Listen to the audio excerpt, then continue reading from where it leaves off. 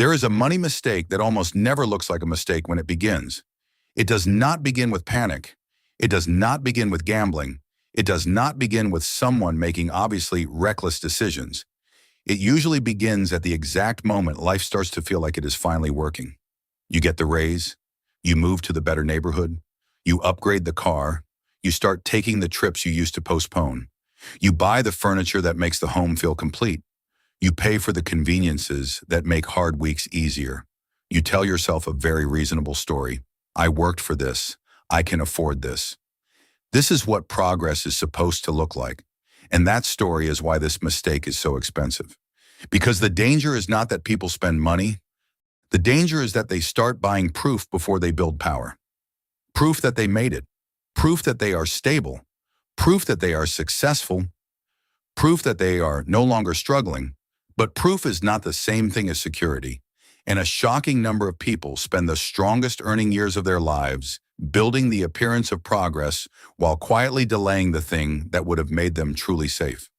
You see this everywhere once you know how to spot it. You see it in the couple in their late 60s living in the nicest house on the street, even though most of their wealth is trapped inside it and their monthly cash flow is tighter than anyone knows. You see it in the executive with a strong salary, a full calendar, and a polished life, who still feels a knot in her stomach when she runs the retirement numbers honestly. You see it in the 30-something professional who stopped believing the old milestones were reachable and built a life around small rewards, small comforts, and expensive relief. You see it in the 20-something who knows all the right investing language, owns a few funds, follows finance creators, and still spends more each month maintaining a polished life than actually building one. Different lives, different ages, different incomes. Same financial problem.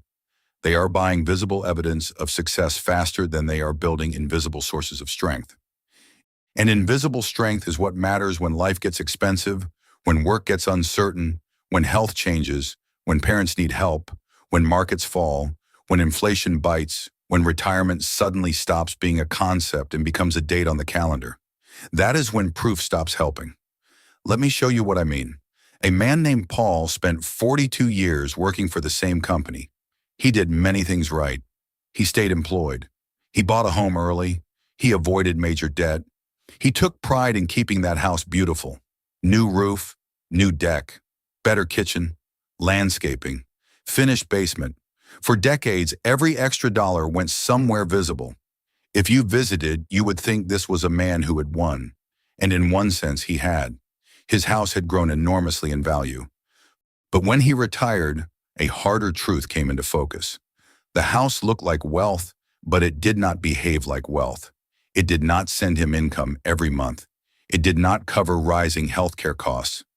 It did not reduce the fear that came with a long retirement.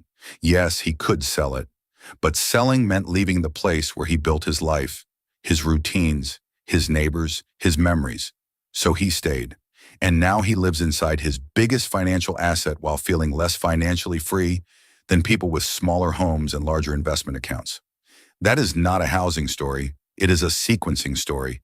He built the visible part first and assumed the invisible part would somehow catch up later. Now consider a different life. Angela is 51. She is competent, respected, and well paid. She and her husband both earn more than their parents ever did. Their household income sounds impressive at dinner parties. If you looked only at the top line, you would assume they are far ahead. But top-line numbers can hide a lot. Over the years, every increase in income improved the family standard of living almost automatically. Better district, bigger monthly payment, better summer plans, better restaurants, better technology, better activities for the children, better wardrobes for work, better weekend getaways because everyone was exhausted and needed a reset. Nothing about that list sounds absurd. That is exactly why this pattern becomes dangerous in normal households. There was no single crazy choice. There were 100 ordinary choices, each supported by a good reason, each made easier by rising income. The result was a life that became smoother, nicer, and more expensive at the exact same speed that earnings rose. So now, after 2 decades of strong income, the family has plenty to show and less margin than they should. Their retirement contributions exist, but not at the level people assume. Their fixed costs are heavy. Their lifestyle requires a lot of ongoing fuel. And that changes the future in ways most people do not notice early enough. Because a household with high fixed costs does not just need money, it needs momentum. The job must continue. The bonuses must continue. The market must cooperate. The expenses must stay manageable. Nothing major can go wrong. And that is a fragile way to live, even when it looks successful from the outside. Now go younger. Ethan is 37. He grew up hearing the old formula: study hard, build a career, buy a home, move up steadily. But the ground under that formula shifted before he could stand on it. Prices rose faster than expectations. Early career setbacks stole time. Rent kept climbing. Big milestones looked farther away every year. So he adapted, like millions of people do. He stopped building his life around ownership and started building it around recovery. Takeout after long workdays because he was drained. Weekend trips because he needed something to look forward to. Streaming subscriptions, meal plans, upgraded devices, same-day delivery, paid conveniences, and little luxuries that made adult life feel less punishing. Each category felt small enough to justify. Each one served an emotional purpose. This is where modern spending becomes so difficult to control. A lot of purchases are not about status in the old sense. They are about relief.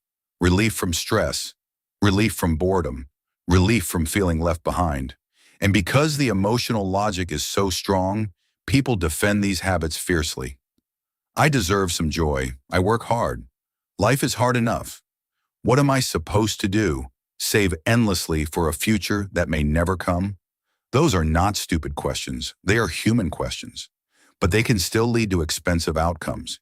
If the future keeps receiving whatever money is left after the present has been soothed, the future will stay underfunded for a very long time.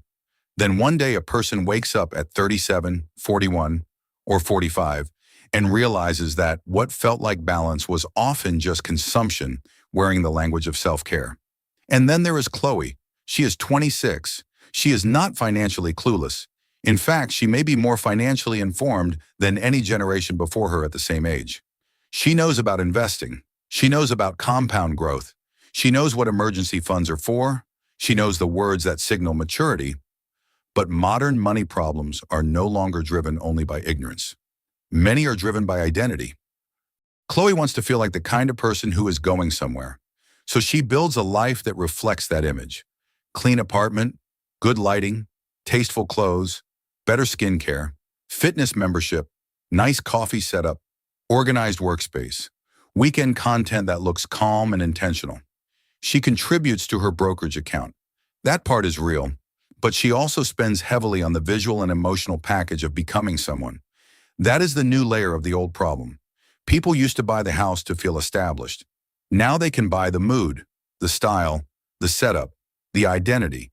It feels smaller because it arrives in smaller transactions. It feels smarter because it sits next to real investing habits. It feels harmless because it looks disciplined. But money does not care how self-aware your spending is. Money only counts what stays and what compounds. And if the image grows faster than the assets, the image is the winner. This is why smart people still get stuck. They think the danger is being reckless. Usually it is not. The danger is being socially aligned. The culture around you decides what a normal, successful life looks like, then repeats that image until it feels obvious. In one era, success means a bigger house. In another, it means a busier lifestyle. In another, it means travel, convenience, flexibility, or a highly curated personal brand. The details change. The mechanism does not. People do not just buy things. They buy emotional conclusions. This means I am safe. This means I am respected. This means I am no longer behind. This means I have good taste. This means all my hard work was worth it. The deeper the emotional meaning, the harder the spending is to question. That is why this problem survives from one generation to the next. The costume changes. The psychology does not. Now here is the part most people miss. The financial cost is not just the money spent. It is the money that stopped compounding because it was redirected into proof. $1,000 spent once is one thing. $1,000 spent every month during your highest earning years is something else entirely. It is not just the amount. It is the years of future growth that amount never gets the chance to create. That is why the gap between looks fine and is fine can become enormous over time. Two households can earn similar incomes for 20 years. One steadily sends meaningful amounts into productive assets. The other steadily upgrades lifestyle in step with income. By midlife, both may appear comfortable. By retirement, they can be living in completely different realities. One has options, the other has obligations. And options are what wealth is really for. Not just nicer things, not just status, not just comfort. Options, the option to work less, the option to leave a toxic job, the option to help your children without damaging your own future, the option to absorb medical costs, the option to weather a downturn without panic, the option to age with less fear. If your spending pattern reduces options while increasing the appearance of success, it is moving you in the wrong direction, even if everyone around you applauds it. So what do people do differently when they escape this trap? They learn to separate what feels good now from what creates freedom later. They stop treating every milestone as permission to upgrade. They get comfortable with a strange truth. Real financial progress is often visually boring. It may look like driving the car longer. It may look like keeping the apartment that is good enough. It may look like refusing to let every raise disappear into recurring expenses. It may look like investing before deciding what lifestyle changes are still affordable afterward. It may look like saying no to purchases that would impress people who are not paying your bills and will not fund your retirement. In other words, they stop asking, "Can I afford this now?" and start asking, "What will this cost my future flexibility?" That one question can save people years. Can I afford the bigger home is not the same as should I raise my housing cost? Can I afford the nicer car is not the same as should I lock in a higher monthly burn rate? Can I afford the upgraded life is not the same as should I make this my new normal? Because once a better life becomes normal life, it stops feeling optional. And spending that no longer feels optional is where many strong incomes go to die. The people who get this right often follow a simple order. First, they build cash reserves. Then they build investment habits. Then they build ownership. Then, if the numbers really support it, they let lifestyle rise. Not never. Just later. That timing difference changes everything. It means the house serves the plan instead of replacing the plan. It means income growth creates margin before it creates image. It means fun spending happens inside a structure rather than instead of one. It means knowledge turns into action, not just content. This does not require living miserably. It requires living intentionally. Enjoy your home, but do not let it become your only answer. Enjoy your income, but do not spend every raise before it has a chance to strengthen your future. Enjoy experiences, but do not use them to avoid facing weak foundations. Enjoy aesthetics, identity, and personal taste, but do not confuse visible discipline with financial progress. And maybe most importantly, stop using other people's lives as your measuring stick. Some of the people who look rich are simply highly financed. Some of the people who look calm are one disruption away from stress. Some of the people who seem behind are quietly building enough strength to become very hard to break later. That is why appearances are such a poor guide. They show the surface. Money problems usually live underneath. So here is the uncomfortable question. What are you currently funding that makes you feel successful, but does not actually make you stronger? Is it the home that absorbs too much of your wealth? Is it the lifestyle that expands every time income rises? Is it the constant spending that helps you recover from a stressful life, but prevents you from changing that life? Is it the identity spending that makes you feel organized, ambitious, and elevated while your real numbers crawl forward? Whatever it is, the first step is not shame, it is honesty. Because once you can name the category, you can start reversing the order. Build strength first. Buy proof later. Let the account grow before the image grows. Let assets get heavier before lifestyle gets louder. Let freedom become real before success becomes visible. That is how people stop looking successful and start becoming secure. And that difference matters more than ever now, because the future is expensive, attention is expensive, housing is expensive, Healthcare is expensive, and small recurring comforts have become so normal that many people no longer recognize them as trade-offs. But they are trade-offs. Every month, your money is choosing between signal and strength, between appearance and flexibility, between relief today and options tomorrow. The goal is not to remove all enjoyment from life. The goal is to stop sacrificing long-term power for short-term proof. Because in the end, the strongest financial life is usually not the one that looks the most complete. It is the one that can handle change. It is the one with room. It is the one with margin. It is the one that does not need constant income, constant image maintenance, or constant explanation. That is real progress. Not the house by itself, not the title, not the trips, not the polished routine, not the lifestyle that photographs well. Real progress is when your money begins protecting you more than it is performing you. And if this hits close to home, that may be a good sign. It means you can still change the order. It means the visible story of your life does not have to stay ahead of the financial truth underneath it. It means from this point forward, you can build something much stronger than a look. You can build room. You can build calm. You can build options.